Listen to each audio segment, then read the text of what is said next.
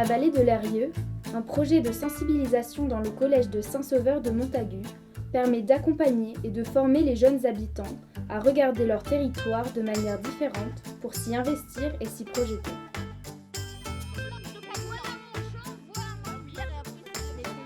Donc, je suis en train de suivre le projet Les paysages forment la jeunesse. L'idée de ce projet, c'est de prendre en compte les perceptions qu'ont les collégiens de leur paysage quotidien pour les sensibiliser aux évolutions de paysage, les sensibiliser aussi aux enjeux actuels de transition énergétique, écologique, pour que les collégiens deviennent acteurs plus tard de l'évolution des paysages. À Saint-Agrève, la sensibilisation permet d'accompagner élus et habitants à faire face aux difficultés qui touchent de nombreux villages de France. À Saint-Agrève, l'équipe municipale se pose la question de la redynamisation de son centre-bourg et plus particulièrement de sa grande rue qui est vraiment l'artère principale du village. Et donc dans l'essence de la commande, il y a bien comment est-ce qu'on arrive à faire en sorte que les habitants posent un nouveau regard sur des espaces qu'ils traversent quotidiennement et voir qu'il est encore possible de les transformer bien que le regard qui est posé sur cette rue soit très défaitiste comme on a pu le découvrir dès le début de notre travail. Une des manières dont on s'installe sur les lieux qu'on doit étudier, c'est de poser nos valises dans un lieu et d'en faire comme une sorte d'atelier, de bureau public où on va travailler le projet. Donc à Saint-Agrève, on a ouvert le bureau des rêves. C'était l'idée de dire que c'était un peu comme une agence de voyage où on pouvait venir et on pourrait venir rêver sur le futur de son village. Donc, et ensuite, chez les élus, il y a eu vraiment une prise de conscience que en fait, c'est un vrai sujet à poser sur la table, que c'est une vraie question collective et qu'en fait, il existe des outils. Et en tout cas, j'ai l'impression que ça a un peu redonné de l'espoir, des clés de lecture et de compréhension d'un phénomène qui n'est pas propre à Saint-Agrève, mais qui est bien propre à tout notre territoire français. Et puis un besoin d'échange et avec d'autres territoires pour voir comment est-ce qu'on peut faire, parce qu'en fait, il y en a qui arrivent et qui mettent des choses en place qui sont très positives. Il me semble que depuis les travaux et depuis le réaménagement des places et de la rue, il y a une coopération qui est en train d'émerger, qui n'existait peut-être pas de la même façon avant. Par exemple, c'est un collectif de commerçants qui nous a demandé à réorganiser le marché sur la place qui est là, donc le jeudi soir. Ils ont aussi collectivement demandé à réapproprier les places, pour avoir des places pour les cafés par exemple. Le mouvement qu'on n'avait pas précédemment, c'était des demandes individuelles. Depuis cette année, on a des demandes collectives, donc effectivement, il semble que cette modification de l'espace et de la perception de l'espace modifie les relations entre les gens et permettent plus de coopération. Voilà un banc brouette qui a été réalisé donc par PMU associé au centre socio-culturel, aux écoles. Et l'atelier était installé sur la place de Verdun avec un petit chapiteau. Et les enfants et les habitants ont collaboré à tout ça. Et je vous invite à vous asseoir parce qu'en plus, je vous garantis, c'est sympa, hein, c'est confortable. Donc le bureau des rêves a proposé à la population d'avoir un souvenir de la rue avant travaux, donc telle qu'elle est. Et donc ils ont invité toute la population à se rassembler devant le bureau des rêves, devant la mairie, pour faire une grande photo de la foule avec la rue telle qu'elle est aujourd'hui, donc avant travaux.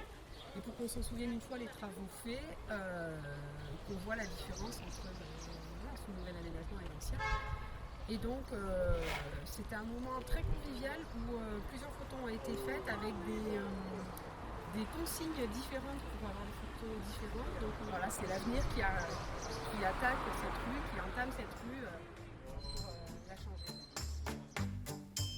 Les villages de caractère invitent de jeunes étudiants à réfléchir au devenir de ces villages, au patrimoine architectural et paysager exceptionnel.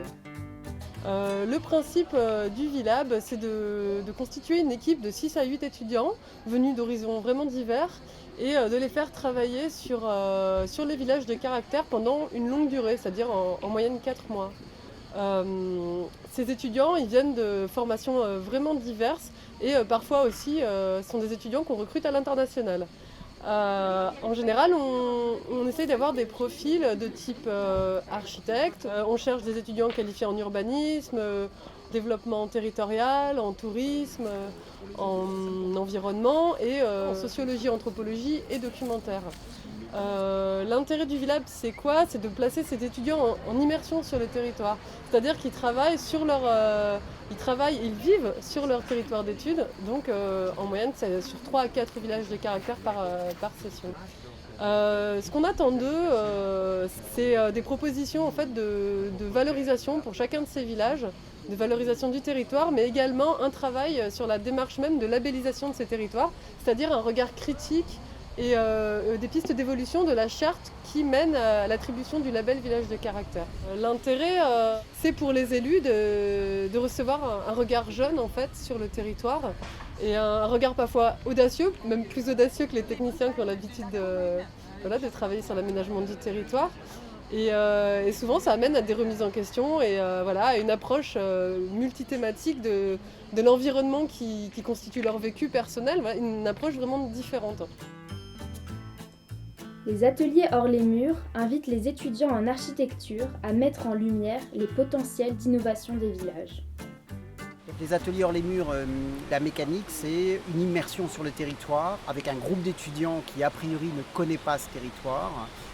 On est là pour écouter, pour comprendre, pour rencontrer les élus, pour rencontrer les habitants, pour rencontrer les acteurs de ce territoire, pour que les étudiants s'immergent vraiment dans ces paysages, dans ce territoire, et à partir de là, comprendre quelles sont les interventions qui permettraient, en matière d'architecture, d'urbanisme et de paysage, qui permettraient de répondre aux besoins qui émergent de ces rencontres.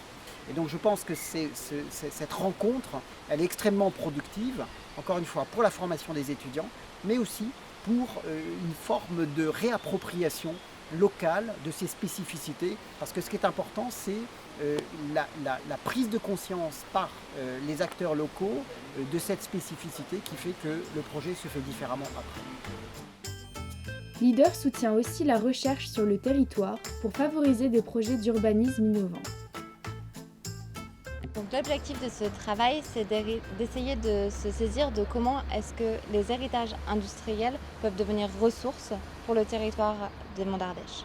Ces héritages industriels, après avoir perdu leur fonction productive, ils se sont mis à accueillir d'autres usages. Ce sont devenus des logements, ce sont devenus aussi des espaces de services, des bureaux, des espaces aussi culturels, des bibliothèques, des espaces de loisirs également. Et tout cet éventail de possibilités continue de s'ouvrir aujourd'hui avec de l'habitat participatif, des espaces de coworking, des espaces d'exposition. Et l'idée, c'est que cette thèse puisse apporter un certain nombre de clés de lecture aux élus et aux habitants et à les sensibiliser sur l'importance de cet héritage industriel pour le territoire, mais aussi de toutes les possibilités qu'il puisse offrir à ce dernier. Le Pays des Vents en Cévennes mise sur un chantier participatif pour sensibiliser et impliquer les jeunes dans l'aménagement de leur cadre de vie. On s'est saisi du dispositif Leader de façon à monter un projet autour de l'accompagnement des jeunes à la création d'un skatepark. Et on a sollicité via un appel à candidature l'atelier Bivouac qui travaille justement sur l'aménagement urbain à travers la mise en œuvre de projets participatifs. L'idée étant qu'il y ait à peu près un atelier par mois de façon progressive afin de permettre aux jeunes, mais aussi à tout habitant ou habitante qui a envie de s'impliquer dans ce projet-là de skatepark, d'œuvrer à la fois à la conception, mais aussi à la réalisation, qui permet là aussi d'impliquer les jeunes dans la fabrication des modules, encadrés par des professionnels. Et c'est vrai que l'opportunité de Leader pour nous a vraiment été déterminante, puisque à la fois ça va permettre la réalisation de ce projet, mais aussi à plus long terme de créer une impulsion sur ce type de projet participatif et de créer des habitudes aussi, dès lors qu'on pense aménagement urbain, de pouvoir inclure dans la réflexion, voire même la mise en œuvre, les habitants, les habitantes qui sont évidemment concernés par ces usages-là.